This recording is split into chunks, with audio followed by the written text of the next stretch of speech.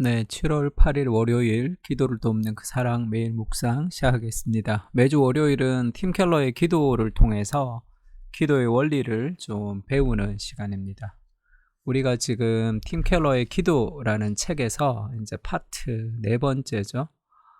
기도의 깊이를 더하다라는 그런 내용을 공부하고 있는데, 첫 번째는 말씀을 묵상하라라는 그런 내용입니다. 그러니까 하나님과의 대화로서의 기도에 하나님과 어떻게 대화를 해야 되냐면 그 말씀을 묵상하는 거, 하나님의 말씀을 묵상하는 게 하나님이 나한테 말씀하시는 거죠. 그걸 가지고 우리가 하나님 앞에 기도하는 것이, 그것이 하나님과의 대화라고 이야기하고 있습니다. 그래서 말씀을 묵상하라라고 했을 때 이제 그 묵상이라는 것은 이제 기도로 들어가는 문이다 라고 첫 번째 우리가 배웠고요. 지난주에는 두 번째는 묵상이라는 것은 성경을 곱씹는 것이다 해서 meditation and mind, 그 묵상과 이 지적인 성경을 생각하는 것을 얘기했다면, 오늘은 세 번째 묵상은 성경을 마음 밑바닥까지 끌어들이는 것, 이렇게 이제 번역이 됐는데, Meditation and the Heart입니다. 묵상을 통해서 성경의 진리를 마음까지 가지고 가라는 거예요.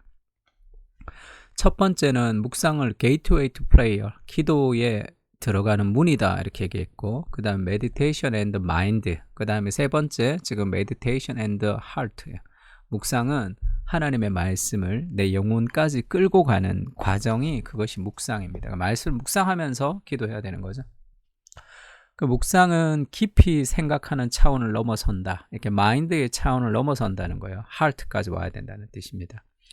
성경은 무궁한 지식을 담고 있지만 그것이 전부는 아니죠. 지적으로 깨닫는 게 전부는 아닙니다. 왜냐하면 하나님의 말씀은 그 자체로 살아 움직이죠. 그래서 히브리서 4장 12절에 보면 하나님의 말씀은 살아있다 이렇게 얘기하죠. 우리가 하나님을 얘기할 때 죽은 교훈을 믿는 게 아닙니다. 우리가 뭐 유교와 그런 불교와 그런 것과 그런 종교와는 다른 가장 결정적인 그런 이유가 있다면, 유교, 불교는 부처님이 없어도 부처님의 가르침만 있으면 돼요. 유교도 그 가르침, 그 교훈만 있으면 됩니다. 그런데 기독교는 예수 그리스도가 없으면 그 죽은 교훈을 우리가 믿는 게 아니죠. 오늘도 살아있는 그리스도의 부활로 하나님의 말씀이 지금 살아있죠. 그래서 하나님을 얘기할 때 우리가 our living God 할 때 그 살아있다는 거죠. 하나님의 말씀은 살아있습니다. 죽은 교훈이 아니에요. 활력이 있어 할 때 이것이 옛날의 번역에는 운동력이 있다는 거죠. 움직인다는 거죠. 그래서 좌우의 날선 어떤 검보다도 예리하여 혼과 영과 및 관절과 골수를 찔러 쪼개기까지 하며 또 마음의 생각과 뜻을 판단하는 하나님의 말씀은 우리 영혼을 뒤집어 버리는 그런 역동이 있는 능력에 살아있는 말씀이다. 그것이 그냥 단순한 지적인 깨달음과는 다른 어떤 능력이 있다는 거죠. 로마서에도 내가 복음을 부끄러워하지 아니하노니 이 복음은 모든 믿는 자에게 구원을 주시는 하나님의 능력이다, 그렇게 고백합니다. 이게 하나님 말씀에 역사하는 능력이 있다는 거죠. 말씀 안에. 그래서 묵상이라는 것은 진리를 마음속 깊은 데까지 끌어들여 불을 당기고 하나님과 자신, 세상을 향한 태도를 녹였다가 다시 빚는 활동이다. 그러니까 묵상을 우리가 깊이 하면서 내 마음 깊이 그것을 가지고 오는 거예요. 그 불을 당기는 그런 능력의 말씀이다 이렇게 얘기합니다. 그러면서 시편 103편을 예로 들어요. 시편 103편은 다윗의 시라는 부제가 붙었습니다. 내 영혼아 여호와를 송축하라. 내 속에 있는 것들아 다 그의 거룩한 이름을 송축하라. 내 영혼아 여호와를 송축하며 그의 모든 은택을 잊지 말지어다.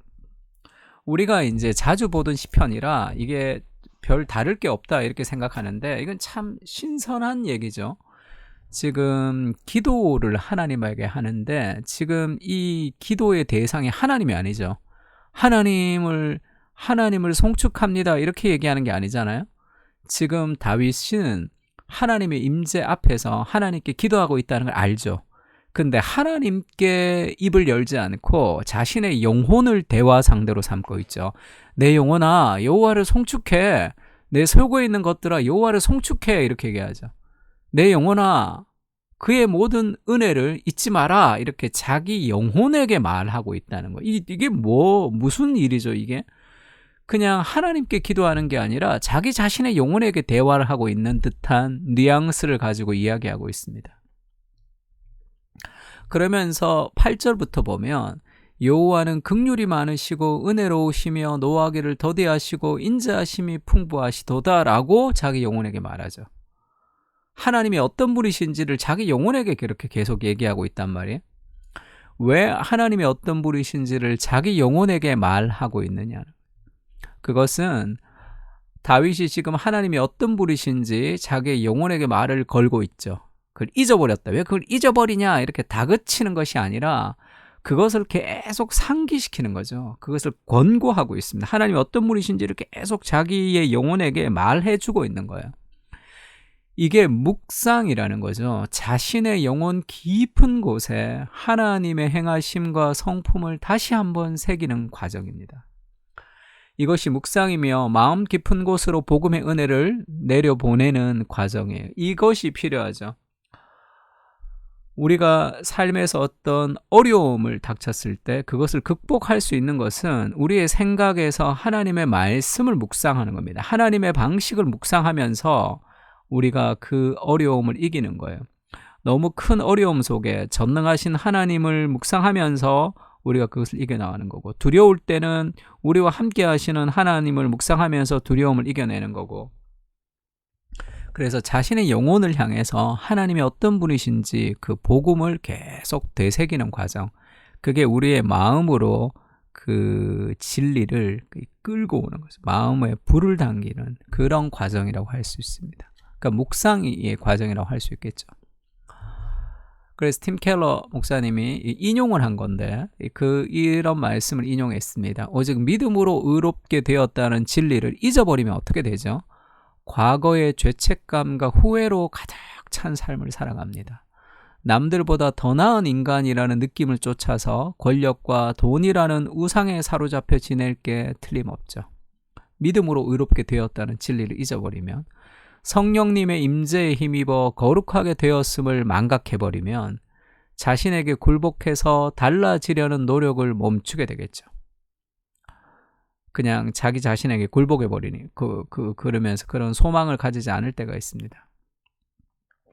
장차 부활하리라는 소망을 간직하고 기억하지 못하면 나이 먹어 세상을 떠나는 게 계속 두렵기만 하겠죠. 부활을 모를 때는.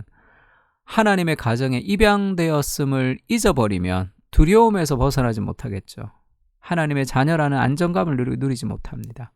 솔직하고 담대하게 기도하지 못하겠죠. 자신감을 잊어버립니다. 하나님께 그리고 자신에게조차 흠을 숨기며 살아가는 거죠. 그래서 하나님이 누구신지, 그리고 하나님이 어떤 분이신지, 그 하나님의 성품과 하나님의 나를 위해서 행하신 일들을 계속 우리의 생각 속에서 묵상하면서 내 마음으로 계속 끌고 와야 되는 거죠. 그래서 의롭게 되었다는 진리를 정말로 마음 깊이 우리가 믿게 되면 죄책감과 후회 가운데서 우리가 벗어나게 되는 복음의 자유를 누릴 수가 있습니다. 내가 이 두려울 때 하나님의 사랑을 받고 싶어서 뭐 이렇게 노력하고 저렇게 노력하고 하는 그런 것이 아니라, 내가 하나님의 자녀로 입양되었고 하나님의 나를 너무 사랑하시고 너는 내 인생의 봄날의 햇살 같은 존재다. 내가 너를 보는 기쁨으로 내가 오늘을 살아가고 있다. 그런 마음을 우리가 기억할 때 우리 안에 그런 풍성함이 채워지고 자신에 대한 수많은 이 문화적인 내러티브로부터 오는 그런 열등감과 그런 저주로부터 우리를 해방시킬 수 있는 거죠. 그러니까 그 묵상을 마음 깊은 곳에 간직하는 것, 하나님의 진리를 마음까지 끌어오는 것, 그게 묵상이고 내 영혼을 향해서 복음을 계속 선포하는 거죠. 그래서 오늘 우리가 시편 103편을 좀 같이 좀 기도했으면 좋겠는데, 이 말씀을 읽으면서 이 내 영혼아 여호와를 송축하라, 이 다윗의 고백이 지금 자신의 고백처럼 내가 내 영혼에게 말하듯이 그렇게 묵상하며 기도하는 게 좋습니다. 그러면서 5절에 보면 좋은 것으로 내 소원을 만족하게 하사 내 청춘을 독수리같이 새롭게 하시는도다. 하나님이 그러신 분이시다. 그리고 8절에 여호와는 긍휼이 많으시고 은혜로우시며 노하기를 더디하시고 인자하심이 풍부하시도다. 그렇게 하나님을 선포하는 거죠. 자주 경책하지 아니하시며 노를 영원히 품지 아니하시리로다. 그리고 결국 12절에 보면 동이 서에서 먼 것 같이 우리의 죄가를 우리에게서 멀리 옮기셨으며 아버지가 자식을 긍휼히 여김같이 여호와께서 자기를 경외하는 자를 긍휼히 여기시나니 하나님이 나를 불쌍하게 생각하신다는 거죠. 이는 그가 우리의 체질을 아시며 우리가 단지 먼지뿐임을 기억하심이로다. 내가 얼마나 연약한 존재인지, 내가 흙으로 빚어진 그런 흙에서 나온 아주 형편없는 이 먼지뿐임을, 그것이 인생의 본질인 것을 하나님이 잘 아시기 때문에 그가 우리를 긍휼히 여기시고 우리를 도와주시는 분이시다. 그렇게 자기 자신에게 하나님이 나를 어떻게 생각하시는지를 지금 선포하고 있는 거죠. 이것이 묵상입니다. 그래서 이 시편 103편 우리 1절부터 13절까지를 가지고 천천히 한번 묵상하면서 좀 기도했으면 좋겠습니다. 우리를 긍휼히 여기시는 하나님의 마음이 깊이 느껴지면 좋을 것 같아요. 우리 다 같이 한번 시편 103편을 가지고 같이 기도하겠습니다.